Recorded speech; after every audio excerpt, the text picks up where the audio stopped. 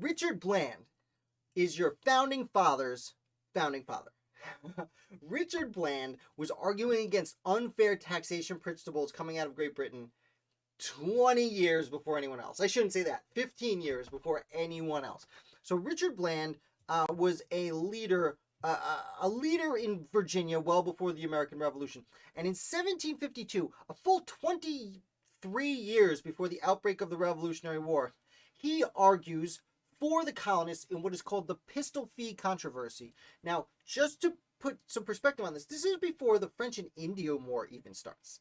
So, well before anyone was saying anything negative about Great Britain or about Parliament and the King, here comes Richard Bland, again, already a Virginia leader, and he argues for the colonists in the pistol fee controversy. So, the pistol fee controversy was the royal governor of Virginia had begun demanding that all land patents receive a stamp of approval. Okay, so if you want to make it official, you got to go to the government and get a stamp. And the stamp cost one pistol. Now, a pistol was fairly common at the time.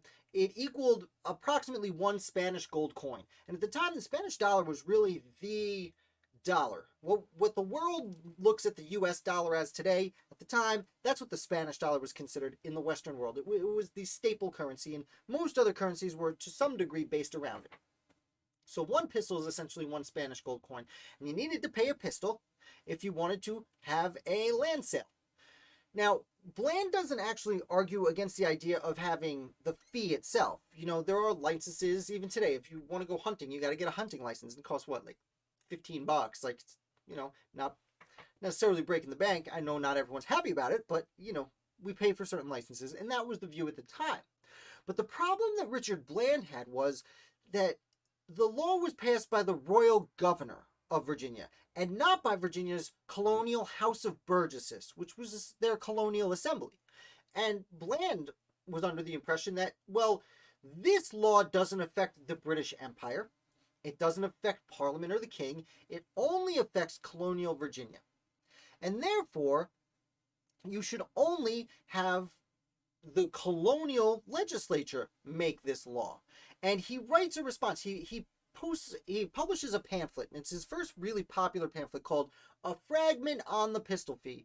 And this establishes him as a leader promoting colonial rights. Again, this is before the Stamp Act and before the Tea Act and before all the other intolerable acts. This is just one little law only in Virginia. And Richard Bland does not like it. And he argues that Parliament could only make laws affecting the empire, as I was saying, and it could not make laws that are internally only affect the one colony. So therefore, he is really one of the first people saying, no, Parliament does not have the right to make all laws in any and all cases. We, as British people, have the right to make our own laws and vote on our own laws, especially when it comes to our local government. Now, after this goes through, unfortunately, it still goes through. There's nothing he can do about it because, you know, the royal governor had the backing of the king and parliament.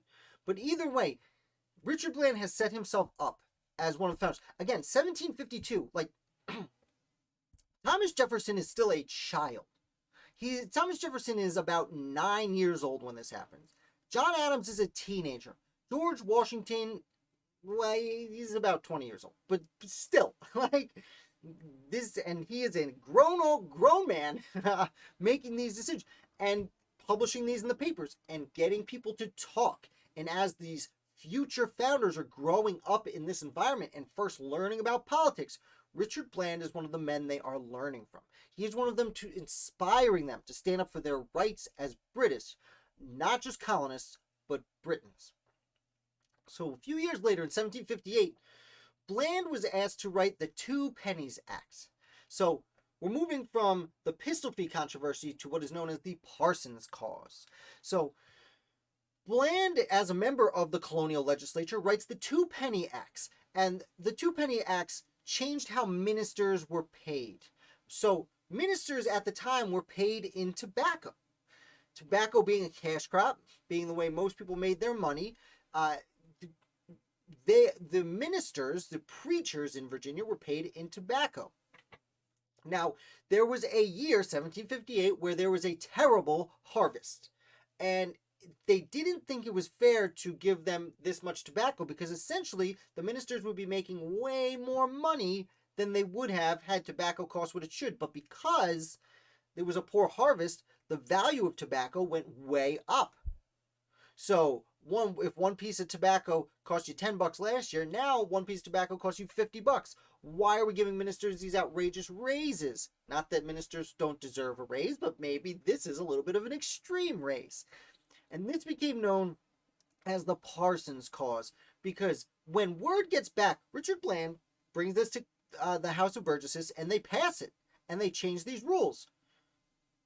And then Parliament finds out, and Parliament vetoes their act. Again, Parliament getting their hands in something that only affects the people of Virginia. And Bland and many other people, including a young Patrick Henry, who first comes to fame, not fame, but first starts to make a name for himself, publicly defending Richard Bland and the Two Pennies Act. Bland himself again writes another pamphlet, A Letter to the Clergy of Virginia. In this letter to the clergy, who are the ones getting this payment, he's insisting that the Parliament has overstepped its bounds. Your ministers, you're our spiritual leaders. The fact that you will not take, essentially, the 2 pennies references the amount of money they'd be making in place of a bushel of tobacco. If you do not take money instead of the tobacco, you are actually hurting the very people that you're supposed to be the spiritual leader for. So, come on. Again, there's not a lot he can do about it because Parliament overrides his decision. Now, in 1765, there are more taxes passed, and the more famous ones, especially the Stamp Act. The Stamp Act was passed. Now, the royal governor of Virginia specifically prohibits any Virginia citizen from attending the Stamp Act Congress in New York City, despite very specifically being told not to go to New York for the Stamp Act Congress. Richard Bland supports it. He doesn't go, but he does support it. And what he does is he writes another pamphlet, probably his most famous pamphlet. In 1765, he publishes An Inquiry into the Rights of the British Colonies. And in an inquiry to the rights of British colonies, he takes his position even farther. And at this point, he doesn't just say the British have no right to tax things that don't affect the empire. He actually starts to argue that Parliament has no right to tax the colonies without their consent whatsoever. So just to reiterate, he had been saying the Parliament can't get involved when it's just us deciding internal taxes. Now he's saying Parliament has no right to tell us what we can or can't get taxed on if we don't get to vote ourselves. Now, there are many founders who get credit for creating the slogan, no taxation without representation. While Richard Bland never actually said that, he can arguably be the person, at least in Virginia, who really first starts arguing for the idea of no taxation without representation. Again, he didn't come up with the slogan. And to be fair, this is about the same time James Otis has begun saying things like this up in Massachusetts. And James Otis usually gets the credit for saying no taxation without representation. But here we are. We have Bland arguing for just that. And he's one of the first people in Virginia doing this. And again, as I said, he's already had an influence on Patrick Henry's early career. And by this point, by the time he publishes this, he's already meeting with Thomas Jefferson, is finally grown up now and starting to attend the House of Burgesses, and dozens of other founders become friendly with George Washington, Richard Henry Lee. They all look up to this now older man who has been arguing for 20 years against injustices when it comes to taxation coming out of Parliament. Now, he does actually go, Richard Bland goes to the First Continental Congress and signs the Continental Association. So he is himself a founder. He even goes to the Second Continental Congress. However, unfortunately, due to ill health, He leaves before the debates on independence and does not vote for or against independence. He returns home, though he does return to the Virginia House of Delegates, and he is among the group of people in the Virginians who who send instructions to the Continental Congress to resolve that, quote, these colonies are and of right ought to be free and independent states, end quote. Fortunately for Bland, because he's involved with this, it does indicate he may very well have voted for independence had he stuck around in the Constitution and in the Continental Congress. Um, Unfortunately, like I said, he was older at this point and in very ill health, so he does just barely live long enough to see independence declared, and he does get the how do you say respite of seeing his nation become independent after almost a quarter a century of arguing against the garbage taxes being sent to Virginia from Parliament. He finally gets to see Virginia in a situation where they can make their own taxes. Granted, he passes away, doesn't see the federal government come around 15 years later, where, the federal government could make some taxes for Virginia too, but that is a discussion for another day where we'll talk about anti-federalists like we do every Friday. Hope you learned a little bit about Richard Bland. He is a fascinating character in the American founding. As I said at the outset here, he is the founding father's founding father.